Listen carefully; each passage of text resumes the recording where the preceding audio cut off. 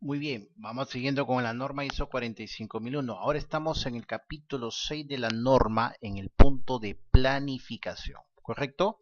En el punto de planificación tenemos acciones para abordar riesgos y oportunidades. ¿Qué nos dice con esto? Al determinar los riesgos y oportunidades para el sistema de gestión de la SST y sus resultados previstos, es necesario abordar lo siguiente. Dice, la organización debe tener en cuenta lo siguiente: los peligros, los riesgos para la SST y otros riesgos, las oportunidades para la seguridad en el trabajo y otras oportunidades, y los requisitos legales y otros requisitos que sean pertinentes, ¿no? La organización en sus procesos de planificación debe determinar y evaluar los riesgos y oportunidades que son pertinentes para los resultados previstos del sistema de gestión asociados con los cambios en la organización, sus procesos o el sistema de gestión en sí. Si ustedes se percatan, aquí hay algo diferente en el enfoque. Ya no nos está hablando mucho de la palabra controles. Anteriormente en la OSAS el enfoque era identificar peligros, evaluar riesgos y determinar medidas de control. Por eso ese capítulo en la norma OSA se llamaba identificación de peligros, evaluación de riesgo y medidas de control. Así se llamaba en la OSA 18001. Pero ahora se denomina identificación de peligros, evaluación de riesgos y oportunidades, ¿no? Entonces, el enfoque ha cambiado en la ISO 45001. Me van a decir, pero ¿cuál es la diferencia entre control y oportunidad? Pues básicamente es la manera en cómo se mira una situación o un problema. Que si bien es cierto, si tú lo miras como bajo los ojos del controlar o medir un control, es porque estás definiendo un límite, nada más, un parámetro, y con eso bastó y quedó ahí, ¿cierto? Pero en el enfoque de la oportunidad es cuando tú básicamente siempre puedes estar mejorándolo o contribuyendo a una constante mejora. Eso es lo que te da a entender. Y eso es lo que te dice la norma en sí, ¿no? La 45001, entonces, si hay alguna diferencia puntual con la OSAS en el tema del hiper, es radicalmente en el tema del enfoque de los peligros y riesgos en cuanto a cómo se van a gestionar.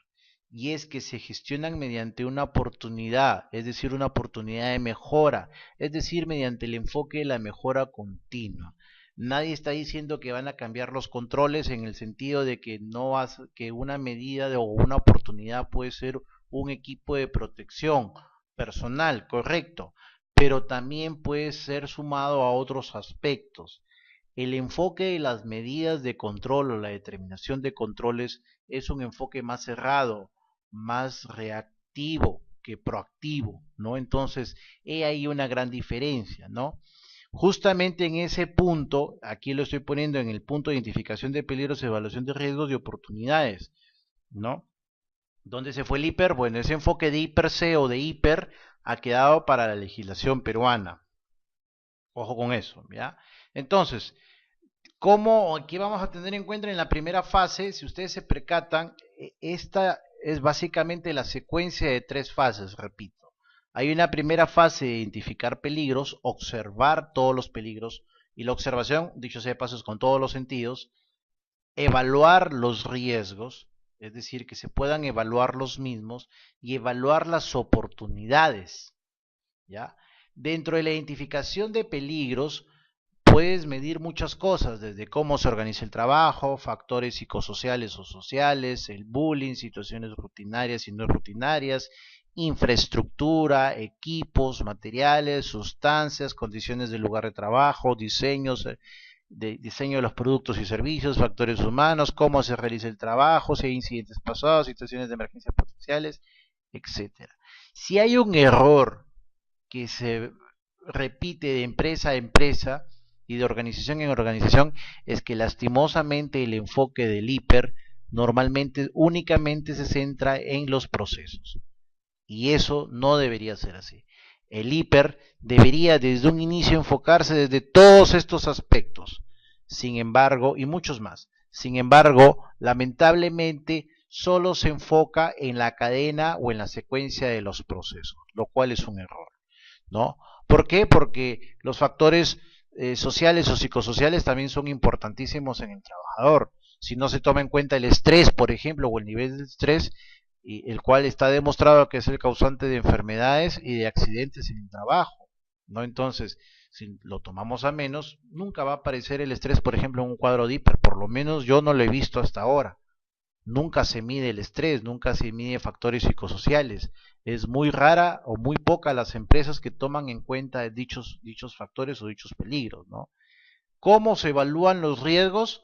Pues existen diferentes metodologías, ¿no? Más adelante en unas diapositivas más vamos a hacer mención de ello, pero de manera general les puedo adelantar que los riesgos se pueden medir con diferentes metodologías.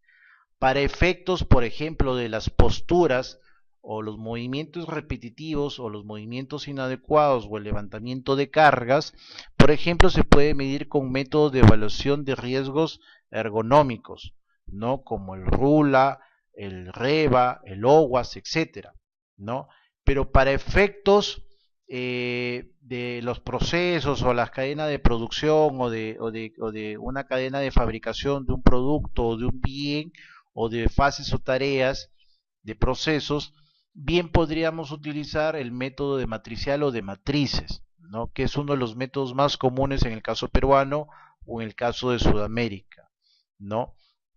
La metodología y criterios de la organización para la evaluación de riesgos para la SST deben definirse respecto a su alcance, naturaleza y momento en el tiempo. Lógico, eso está de más decirlo. La organización es la que define finalmente qué método le va mejor. Pero aquí hago un paréntesis, ojo. En la resolución ministerial 050 del Ministerio de Trabajo nos plantea ya 3 métodos de evaluación de hiper. Ahí el Ministerio de Trabajo no habla de oportunidades. El Ministerio de Trabajo habla de hiper. Inclusive en el sector minero, energía y minas, habla de hiper C, ¿no? También hay que conversar de eso, pero lo vamos a dejar planteado para que ustedes conozcan y sepan de ello, ¿no? Una cosa sería entonces el enfoque en la ISO 45001, que es lo que estamos viendo aquí, que es lo que ustedes están viendo en su diapositiva, y otra cosa sería lo que plantea el Ministerio de Trabajo y el Ministerio de Energía y Minas. El Ministerio de Energía y Minas, en la reglamentación en el sector minero, plantea el IPER-C, esto que ustedes están viendo aquí, que lo estoy resaltando, el IPER-C.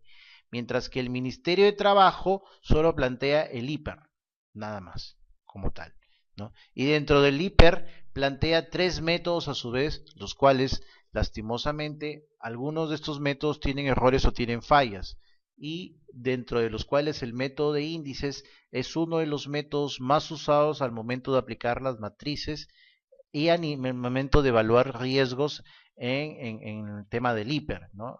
Por parte como propuesta del Ministerio de Trabajo. Dicho sea de paso, es un punto a fiscalizar por parte de SUNAFIL o las entidades fiscalizadoras, ¿no? Finalmente, la evaluación de oportunidades, las oportunidades para adaptar el trabajo, la organización del trabajo y el ambiente de trabajo a los trabajadores, las oportunidades de eliminar los peligros y reducir los riesgos para la SST. Es decir que, vuelvo al enfoque anterior, las oportunidades son importantes, sí, pero esas oportunidades son las que van a permitir a la empresa que se mejore constantemente. Ya no es el enfoque, repito, de un control o de una medida determinada de control y que con eso se cumplió. Ese enfoque tiene que ir cambiando. Volvemos entonces a la comparación con la legislación peruana. ¿Existe algo que nos amerite o nos revise o nos diga algo de la gestión de los peligros o los riesgos? Sí. El artículo 21 nos dice lo siguiente, de la Ley de Seguridad y Salud en el Trabajo: las medidas de prevención y protección del sistema de gestión de SST. Dice, las medidas de prevención y protección dentro del sistema de SST se aplican en el siguiente orden de prioridad. Ojo con esto. Esto es lo que normalmente deberíamos aplicar en la gestión del riesgo. Esta es la aplicación de la gestión del riesgo. En esto se resume, en esta pirámide o en este triángulo. En una primera capa o en una primera fase de la eliminación de los peligros y riesgos, en otra de sustitución, controles de ingeniería, controles administrativos y al final los equipos de protección personal. Sin embargo, y lastimosamente, como yo siempre les digo, un poco en broma a los alumnos que he tenido, que he tenido el gusto de tener, siempre les he explicado de que en el Perú hacemos como el cangrejo, en el Perú hacemos al revés, ¿no? Primero damos la dotación del EPP, después estamos pensando posiblemente en una señalización, de pronto después se nos ocurre por ahí poner algún control de ingeniería, algo que sea novedoso, que minimice los peligros y riesgos, y recién al final estamos pensando en alguna forma de sustituir o eliminar ese peligro o dicho riesgo, ¿no? Cuando no estoy desmereciendo los EPPs, ojo, ni estoy restando la importancia que tienen. Son importantes, sí, en actividades de alto riesgo, doblemente importante. Pero lo que les estoy diciendo es que con los EPPs no se soluciona todo. Voy a un ejemplo práctico. Estoy en una empresa de envasado de cilindros de oxígeno industrial. Yo le puedo dotar los mejores equipos de protección personal. Sin embargo, en el ambiente de trabajo donde el trabajador se desempeña en sus labores, no existen necesariamente condiciones seguras. El trabajador resbala, cae y se lesiona la pierna y sufrió un accidente con una fractura. Pregunto entonces, ¿le sirvió de algo el equipo de protección personal? No necesariamente o muy poco. Vuelvo a otro ejemplo con dicha empresa o con ese mismo ejemplo. Tengo una empresa también del mismo rubro, del mismo sector de distribución de oxígenos industrial o en este caso. Pero los trabajadores no disponen de una rampa para descender los cilindros de oxígeno. Por ende, los descienden de una forma manual. En este caso, los trabajadores adolecen todo el año de lumbalgias, las cuales se vuelven o se están volviendo crónicas. Yo les pregunto entonces, ¿les servirá de algo necesariamente los EPPs de alta calidad? No necesariamente. Es por eso que las EPPs son la última barrera de protección ante un accidente o una enfermedad. Es decir, lo que primero que debemos de tratar de hacer en una empresa es eliminar los peligros o riesgos o sustituirlo por algo menos peligroso o riesgoso. Y si no se puede, pues entonces aplicaré controles de ingeniería, controles administrativos como el IPR, el ATS, etcétera, supervisiones, etcétera, y también aplicaré las señalizaciones. Y la última barrera, por eso siempre en la gestión de seguridad se habla de eso, la última barrera siempre va a ser los equipos de protección personal.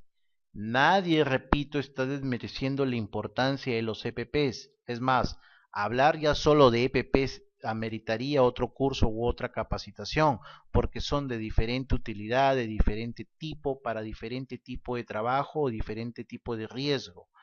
Pero lo que les estoy haciendo énfasis es que los peligros o riesgos no se van a necesariamente evitar por tener un equipo de protección personal. ¿Ya? Eso quiero que lo tengan claro. Dentro de los métodos que yo les había mencionado, efectivamente existen diferentes métodos. En el caso del Ministerio de Energía y Minas propone el hipercontinuo, ¿no? Que es un anexo el cual básicamente se ha venido repitiendo desde la matriz anterior y básicamente establece la forma en cómo se miden o evalúan los riesgos en el lugar de trabajo,